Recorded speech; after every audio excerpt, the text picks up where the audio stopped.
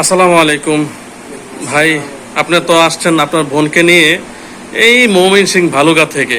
সকাল ভোরে 6টা বাজে ভাই রওনা দিছেন, আসছেন 1টা বাজে আমার চেম্বারে নারায়ণগঞ্জ।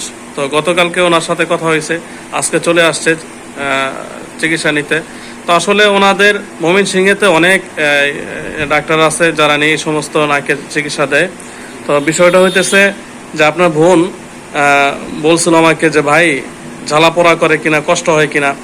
কারণ ময়মনসিংহের মধ্যে যারা চিকিৎসা দেয় প্রায় রোগীরা অনেক প্রতারিত হয় এবং অনেক জ্বালা পোড়া, অনেক কষ্ট হয়, ব্যথা হয়। তো আপনি এতক্ষণ বসে ওনার চিকিৎসার পদ্ধতিটা দেখলেন বা চিকিৎসা আপনার বোন নিছে, এরকম কিছু কষ্ট হয়েছে? মানে জ্বালা পোড়া বা ব্যথা এরকম কিছু তো হয় নাই? আপা, আপনি কি ব্যথা ট্যাথা পাইছেন? মানে ওই রকম যে বয়টা পাইছিলেন, বয়টা ছিল?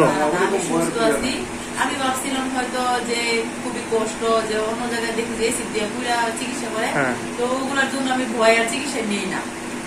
এখন হচ্ছে আপনার এখানে ভিডিও দেখে আমি আপনার কল দিয়া তো এখানে আসছি, দেখি আলহামদুলিল্লাহ না ওরকম কিছুই না, আলহামদুলিল্লাহ আমি সুস্থ আছি, ভালো আছি।